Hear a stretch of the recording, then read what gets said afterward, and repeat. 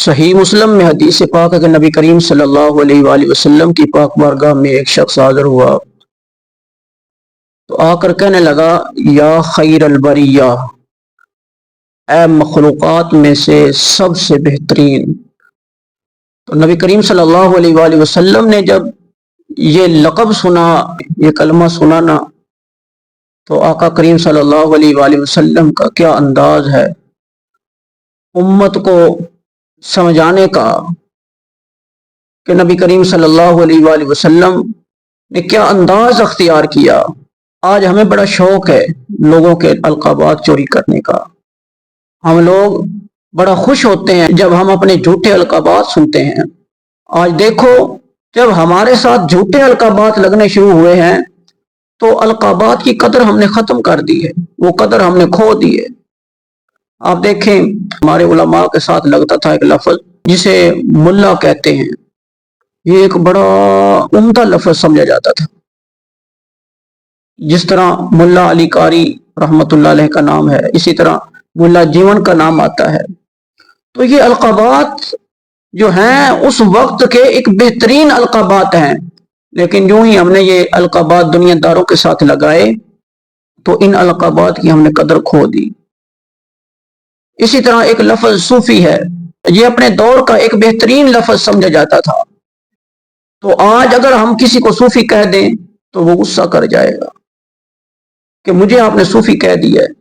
حالانکہ صوفی کا تو ایک مقام ہے، صوفی اللہ تبارک و تعالیٰ کے بڑا قریب ہوتا ہے، لیکن ہم نے جب سے یہ لفظ دنیا داروں کے ساتھ ہر بندے کے ساتھ لگانا شروع کر دیا ہے تو اس لفظ کی ہم نے قدر کھو دی۔ اسی طرح پھر ایک دور آیا کہ جو لفظ ہے جسے ہم مولوی کہتے ہیں، یہ لفظ ایک اپنے دور کا بہترین لفظ سمجھا جاتا تھا، لیکن یوں ہی وقت گزرتا گیا یہ لفظ بھی لوگوں نے دنیا داروں کے ساتھ لگانا شروع کر دیا، تو پھر اس کا نتیجہ کیا نکلا کہ آج آپ کسی کو مولوی کہہ کر تو دیکھیں وہ آپ کا کیا حشر کرے گا کہ آپ نے مجھے مولوی کیوں کہا۔ بھئی ہم نے یہ القابات جب سے ایک دنیا داروں کے ساتھ لگانا شروع کر دیے ہیں تو ان القابات کی ہم نے قدر جو ہے وہ کھو دی ہے۔ ہمیں چاہیے کہ جو جس مقام پر ہو ہم اس مقام کو مد نظر رکھتے ہوئے ہم اسے پکاریں، یہ ہمیں بہت نقصان دے گی یہ چیزیں۔ آج ہمارے نقیب محفل ہوتے ہیں، محافل میں جب کسی کو دعوت دینے لگتے ہیں تو اتنے القابات کے ساتھ پکارنا شروع کر دیتے ہیں کہ جو بیچارہ وہ بیٹھا ہوتا ہے جس نے اسٹیج پہ آنا ہوتا ہے وہ خود سن کر پریشان ہو جاتا ہے، وہ اپنے آپ کو ڈھونڈنے لگ پڑتا ہے کہ میں یہاں پر کس جگہ پر موجود ہوں، وہ بیچارہ خود پریشان ہو جاتا ہے۔ تو القابات ہمیشہ وہ استعمال کریں جو کسی لقب کا جو اہل ہوتا ہے آپ اس کو وہ لقب دیں، ہر کسی کو ایسے جھوٹے القابات سے نہ پکاریں، اس چیز نے ہمارا بہت زیادہ نقصان کیا ہے۔ آج دیکھیں کہ ہر بندہ مفتی بنا بیٹھا ہے،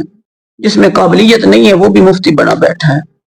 لیکن آج جو اصل مفتی ہے اس کے ساتھ لقب لگاتے ہوئے لوگ ویسے ہی پریشانی محسوس کرتے ہیں کہ یہ شاید اب لفظ جو ہے وہ چھوٹا سا رہ گیا، لیکن یہ اپنے وقت کا ایک بہت بڑا لفظ تھا، آج ہر بندہ مفتی بنا بیٹھا ہے۔ آج ہم علماء کو کون سا لقب دیں؟ آج لغت بھی غریب ہو چکی ہے، ہم کیا کریں، کون سا لقب دیں؟ ہر لقب ہم نے دنیا داروں کے ساتھ لگا دیا، ہر اس بندے کے ساتھ لگا دیا جو لقب کے وہ اہل ہی نہیں تھا، اور جب اس کے ساتھ وہ لقب لگایا گیا تو وہ اس لقب نے اپنی قدر کھو دی۔ جب اس نے قدر کھو دی تو ہم کیسے وہ علماء کے ساتھ لگائیں؟ ہم علماء کے ساتھ وہ لقب لگاتے ہوئے شرم محسوس کرتے ہیں۔ جو ہی نبی کریم صلی اللہ علیہ وآلہ وسلم کی بارگاہ میں عرض کی گئی کہ یا خیر البریہ، وہ شخص بول کر کہنے لگا یا خیر البریہ، تو نبی کریم صلی اللہ علیہ وآلہ وسلم فرمانے لگے یہ لقب تو حضرت ابراہیم علیہ السلام کا لقب ہے، یہ تو حضرت ابراہیم خلیل اللہ علیہ السلام کا لقب ہے، یہ ان کا لقب ہے جنہوں نے اللہ تبارک و تعالیٰ کی بارگاہ میں اپنی جان بھی حاضر کر دی، اپنی اولاد، اہل و عیال، اپنا مال، وطن، سب کچھ قربان کر دیا اللہ کی بارگاہ میں۔ اور جو اللہ تبارک و تعالیٰ کی ہر آزمائش میں کامیاب ہوا،